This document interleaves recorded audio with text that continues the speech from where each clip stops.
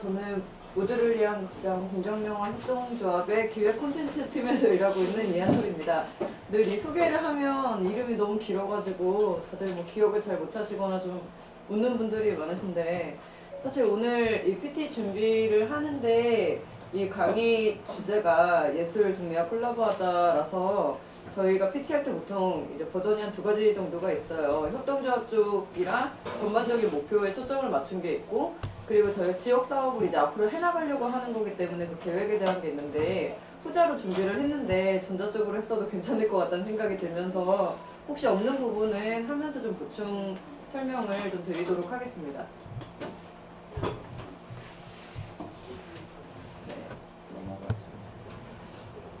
먼저 저희에 대해서 설명을 드리는 가장 쉬운 방법은 이름 자체를 설명하는 거라고 생각이 들어요.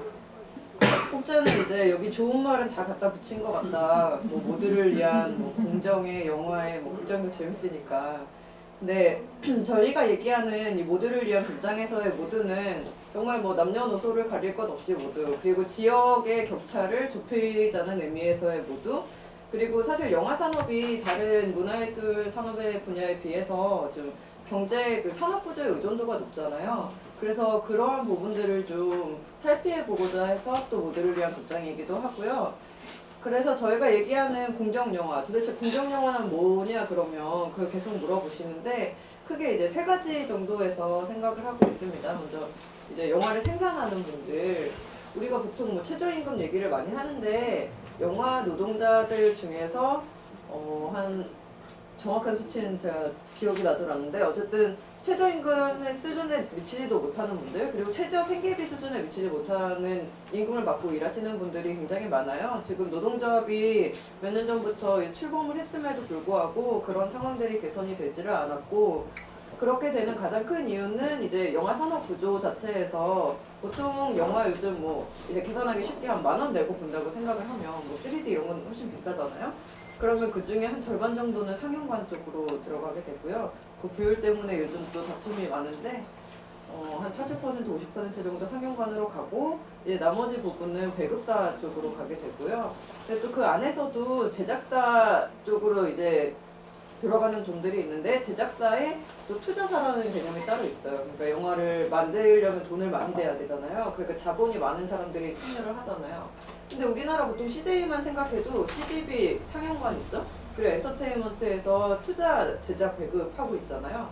그럼 결국은 그 사람들이 거의 다 가져간다는 얘기예요. 우리나라에서 개봉되는 영화들의 수익을. 그리고 특히 이제 스크린 같은 경우에는 보통 요즘 그런 경우 많이 하지 않으세요? 극장에 영화 보러 갔는데 하루 종일 토로만 하고, 진짜 하루 종일 그래비티만 하고, 그래서 다른 영화 볼 수가 없는 거예요. 막 다른 영화 틀어주면 밤 12시 막 이럴 때 해주고. 그런 식으로 생산자들에게 경제적으로 올바른 가치가 주어지지 못할 뿐더러, 또 그분들이 자기들이 만든 영화를 상영할 수 있는 기회가 주어지지 않는다는 그런 2가지 불공정한 점이 있겠죠. 그런 점에서 저희는 그런 구조를 좀 탈피를 하고자 공정영화를 추구를 하고 있고요. 그리고 이제 영화를 소비하는 관객분들 입장에서도 조금 전에 말씀드렸던 것처럼 보고 싶은 영화가 있는데 내가 보고 싶은 곳에서 보고 싶은 시간에 볼 수 없다는 건 소비자로서의 권한을 박탈당하는 일이잖아요. 그래서 그런 면에서도 소비자들에게도 공정함을 추구를 하자. 특히 이제 지역에 집중을 또 해서 좀 뒤에도 나올 텐데, 지역에 사실 극장 그 스크린 수가 정말 몇 개 안 되거든요. 서울 수도권에 거의 50% 정도는 집중이 되어 있기 때문에 그런 불공정함을 또 탈피를 하자. 그런 의미에서 공정영화라는 말을 쓰고 있습니다. 그리고 협동조합은 많이 이제 아시겠죠? 오늘 마지막 강의라고 하는데 그동안 많이 들으셨을 거라고 생각을 하고요. 그래서 저희가 이제 이런 문제들을 그럼 어떻게 해결해 나가려고 하는가, 거기에 대해서 앞으로 말씀을 드리려고 하는데요.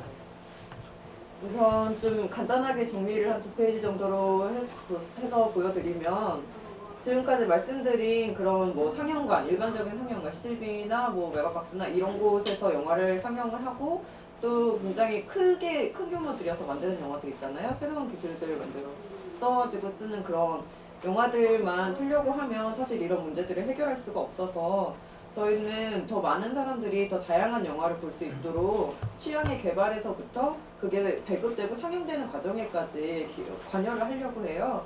그래서 사실 올해 같은 경우는 좀 일반적인 상영관이 아닌 대양공관에서 상영들을 많이 했었고요. 그 내년에는 우리나라에서 잘 볼 수 없는 영화들을 좀 들여와서 배급을 할 예정입니다. 그리고 지역 쪽에서는 이제 마을 영화 제작까지도 갈 수 있을 것 같은데 아직은 좀 저희만의 역량으로는 힘든 면이 있고 그 지역에서 계속 활동하셨던 분들이 계신데 저희가 뭐 들어가서 그걸 만든다고 해서 그분들에 미치려면 이제 한참 부족하기 때문에 뭐 좀 뒤에 보시겠지만 부산이나 전주 등에 이미 있는 단체들하고 또 협의를 해서 네, 사업을 진행 중입니다. 방금 말씀드렸던 부분들이 이런 것들이고요. 뭐 간단하게 이제 저희 연역을 말씀을 드리면 협동조합 설립하기 한 1년에서 1년 반 전 정도부터 사람들이 모여서 이런 부분에 대해 고민을 하고 구상을 하기 시작을 했어요. 근데 이제 아시다시피 2011년 말에 이제 법안이 통과가 되고 그리고 자세한 뭐 상세한 조례라든지 하는 부분이 작년에 이제 좀 자리를 잡았잖아요. 그러니까 아직도 복잡한 부분이 많긴 한데 그래서 올해 5월 달에 저희가 협동조합으로 설립을 하게 됐습니다. 저희는 사실 생산자 협동조합에 조금 더 가깝긴 하지만 다중이해 관계자 협동조합이에요. 그래서 이제 조합원 분들이 생산자 조합원, 그리고 후원 조합원, 자원봉사 조합원, 직원 조합원 이렇게 네 가지로 나눠져 있는데요.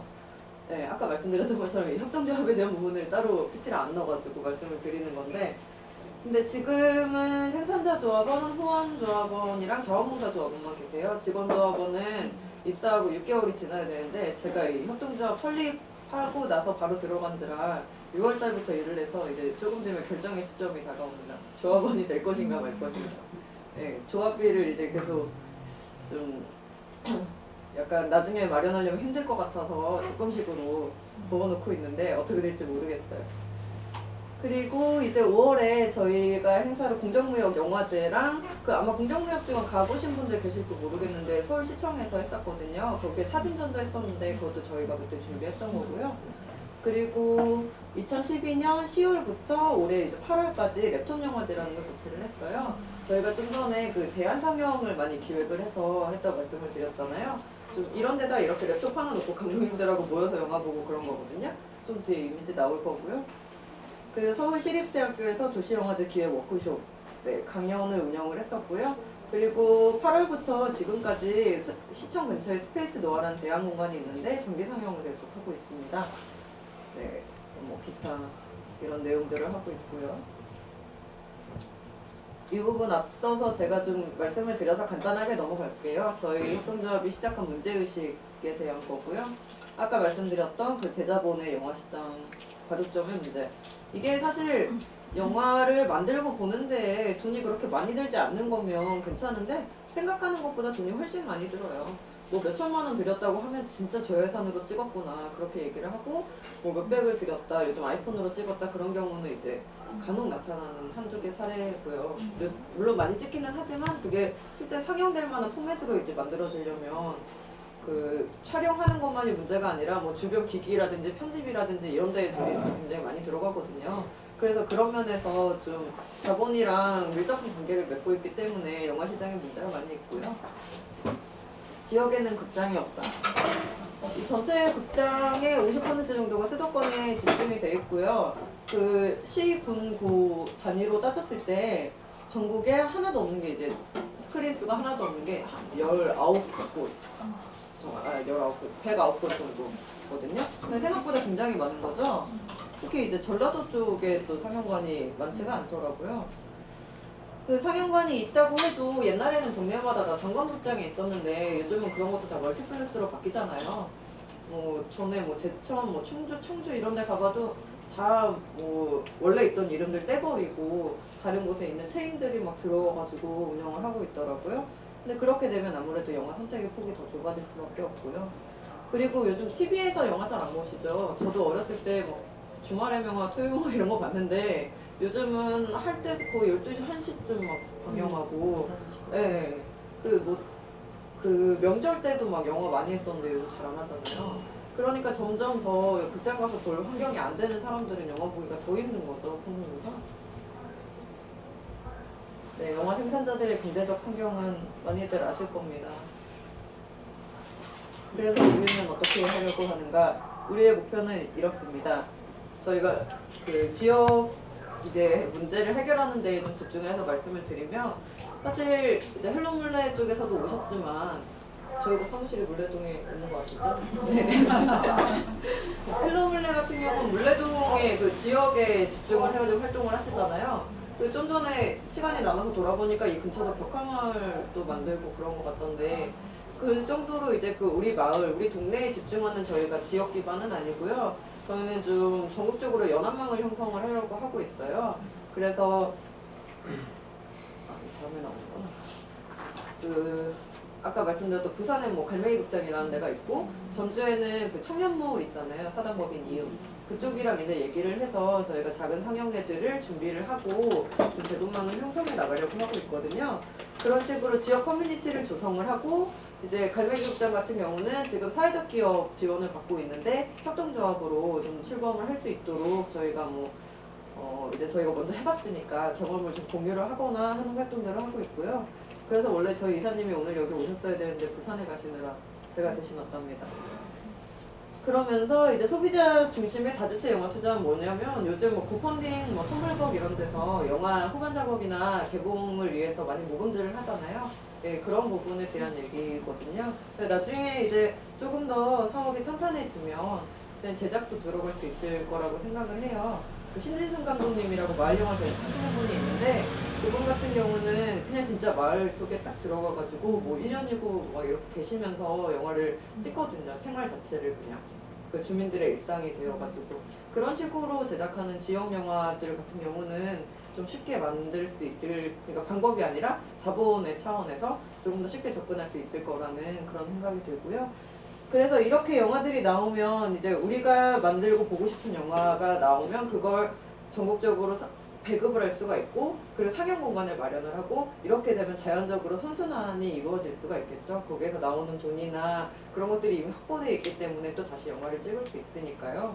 사실 독립영화 제작할 때도 제일 좀 힘든 게, 그림 같은 경우는 난 너무 그리고 싶어 이러고 그리면 그냥 내가 잘 그렸다 이렇게 볼 수도 있잖아요. 다른 사람은 막 이렇게 보여주기도 좀 상대적으로 편하고. 근데 영화는 꼭 이렇게 정해진 장소가 있어야 되고, 어느 정도 일정 정도 규모 이상 소비자들이 있어야 다음 영화를 또 기약을 할 수 있기 때문에 그런 문제 해결하려고 하고 있는 거고요. 이거는 좀 전에 말씀드렸던 거니까 글이 너무 많죠? 저희가 지금 하고 있는 활동들에 대해서 이제 그러면 조금 말씀을 드릴게요. 아까 말씀드렸던 것처럼 그 스페이스 노아라는 공간에서 정기 상영회를 하고 있는데, 거기는 원래 코워킹 오피스라고 하고 있어요. 그래서 1인 기업이라든지 사회적 기업가 분들이 거기 자유롭게 좀 와서 컴퓨터나 장소를 공유하면서 작업하는 공간이거든요. 거기 4층에 카페가 있는데, 저희가 맨날 스크린 스피커 이고지고 가가지고 상영관으로 변신시켜서 상영회를 하고 있는데, 아무래도 공간의 성격이 있다 보니까 저희가 사회혁신 콘텐츠라는 이름으로 모아서 영화들을 상영을 하고 있어요. 그래서 지금까지 했던 게 이제 내년에 개봉이 아마 될 것 같은데, 그 독립영화 불안이라고 사회적 기업가들, 그 오르그닷이라는 완전 사회적 기업은 아니었지만 사회적인 이슈를 추구하는 패션 기업이 있었어요. 거기를 다룬 다큐멘터리, 그리고 꿈의 공장, 쿨트의 그 기타 노동자분들 그 다룬 영화, 그리고 일본 공공주택의 위기, 그리고 두 개의 선이라고 이제 가족 문제 다룬 영화들. 가장 최근에 했던 게 대학 등록금에 관한 영화였고요. 그 직전에 이제 밀양 송전탑에 대한 영화를 했었고요. 그런 식으로 최대한 사람들이랑 많이 만나면서 또 사회적으로 생각들을 많이 만들어낼 수 있는 콘텐츠들을 활용하려고 노력을 하고 있습니다. 여기에 더불어서 이제 저희가 내년에는 아마 그 위켄드 데이즈라는 영화는 아마 거의 보셨겠죠? 협동조합 관심 있으니까. 네, 그런 식으로 우리나라에 지금 들어와 줘야 되는 영화인데 들어오지 못하는 것들이 좀 있어요.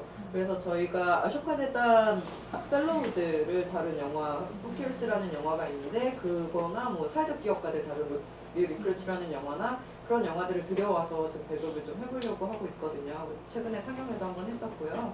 그래서 사회혁신 콘텐츠라는 건 당분간은 잡고 갈 것 같아요. 좀 다양하게 뭐 시네마티크 쪽으로도 운영을 하긴 하겠지만, 아무래도 협동조합이 자기들만 가는 게 아니라 사회랑 같이 가는 거잖아요. 그렇다 보니까 그런 주제 영화들을 많이 하게 될 것 같습니다. 지역에서 공동체 상영은 저희 아까 랩톱 영화제 말씀드렸었는데 그게 이제 비극장 상영이면서 한 차례는 부산에 저희가 직접 가서 진행을 했어요. 그래서 굉장히 뭐 새로운 문화적 경험이다 그런 말씀들을 많이 하셨는데 그런 거 외에도 사실 지역에 극장이 아예 없는 건 아니거든요. 미디어 센터 같은데 막 예산 써야 되니까 막 들여가지고 지어놓은 데 있는데 활용을 안 해서 그런데 많이 연계를 해서 좀 상영을 할 예정이고요. 그 비극장 상영을 저희가 굳이 하는 이유가 랩톱 영화제도 해보면 좀 이렇게 테이블에 좀 큰 랩톱 갖다 놓고 감독님들이랑 앉아서 이제 영화 보고 그 자리에서 바로 한 30분 정도 얘기 나누고 다 끝나고 나서 또 뒤풀이하고 그런 식으로 진행이 되거든요.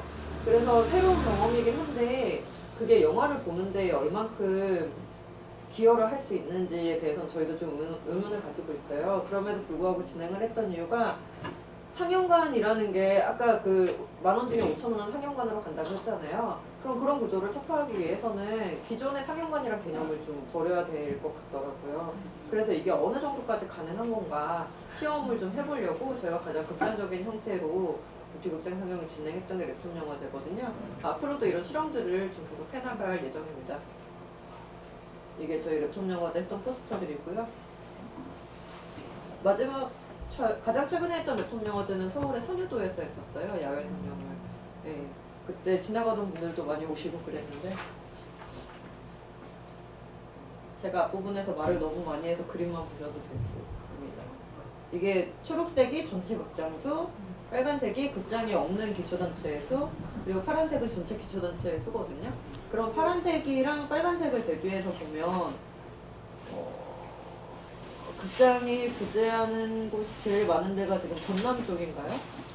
네, 이 빨간색과 파란색의 격차가 많을수록 스크린이 많다는 뜻이니까요. 진짜 차이가 많이 나죠. 서울의 치솟은 지금 경기와 서울의 극장수 정말 놀라울 정도로 수도권에 집중되어 있습니다. 그래서 이건 좀 정리하는 차원에서 말씀드리는 건데요.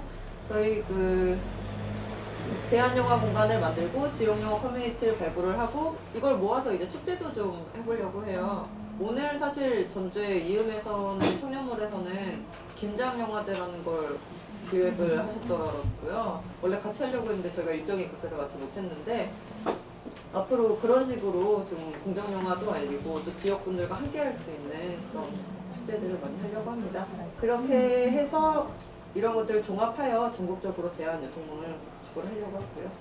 네, 이건 다 말씀드렸던 부분이고요. 저희가 제주까지 좀 하려고 하는데 제주는 일이 빨리 진행이 됐으면 좋겠어요. 제주도 출장을 가고 싶은데 아직 갈 기회가. 그리고 저희 같은 경우는 아까 처음에 다중이해자라고 말씀을 드렸는데 많이 물어보시는 게 왜 소비자 조합원은 없느냐 그걸 많이 물어보세요. 관객분들 조합원은. 그게 대비가 돼서 생산자랑 소비자랑 같이 갈 수가 없는 부분이 있어요. 협동조합에서. 왜냐면 보통 나중에 배당을 할 때도 이용 배당이라는 것도 있고 하잖아요. 그럼 생산자 입장에서는 내가 이만큼 생산을 했으니까 나 이만큼 참여했으니까 가져간다. 근데 소비자 입장에서는 또 그만큼 소비했으니까 가져간다. 이게 좀 상충이 되는 부분이 있는 거예요. 그리고 만약에 이게 소비자 협동조합으로 가버리면 협동조합에 이제 가입하신 분들만 소비를 할 수 있는 그런 부분들이 있기 때문에 근데 우리 영화는 조합원 가입 안 했다고 못 보러오고 이러면 장사가 안 되잖아요. 그래서 소비자 조합원 분들은 조합원 대신 회원으로 좀 모집을 하려고 하고 있거든요. 그래서 저희 모듈리언극장 같은 경우는 내년 한 1월 정도부터 회원 모집을 하려고 하고요. 이번에 저희 일정 들어가는데 조만간 텀블벅에 저희 이름으로 프로젝트가 하나 올라갈 거예요. 혹시 보시다가 관심 있으시면 후원 부탁드립니다. 이게 마지막 페이지인데요. 제가 지금까지 말씀드렸던 걸 좀 종합을 하면 이렇게 정리를 할 수 있을 것 같습니다. 저희가 공정영화 협동조합으로서 무슨 일을 하고 싶은지. 사실 서울 내에서는 좀 비극장 상영에 집중하고 있기는 해요. 서울에는 워낙 지금 인프라가 잘 되어 있기 때문에 근데 문제는 이제 돈 있는 사람들만 쓸 수 있다는 건데 그런 문제들을 해결하려고 새로 만들기보다는 이제 발굴하는 느낌으로 좀 서울에서 진행을 하고 있고요. 지역에서는 앞으로 좀 많이 유기적인 활동들이 이루어져야 될 거라고 생각을 합니다. 여기 저희 페이스북, 저희가 페이스북으로 홍보를 굉장히 많이 해요. 아직 정식 홈페이지 오픈을 안 해서 하시는 분들은 여기 들어오셔서 저희 좋아요도 해주시고 네, 소식 많이 들으실 수 있습니다. 제가 한솔리라고 저는 돼 있으니까 혹시 저희 페이스북 들어오셨다가 제 이름 보이시면 또 친구 신청해 주세요. 네, 그러면 아마 궁금하신 내용들은 나중에 한꺼번에 얘기를 할 기회가 있을 것 같고요. 저희 모국장에 대한 소개는 이 정도로 마치도록 하겠습니다. 네, 긴 얘기 들어주셔서 감사합니다.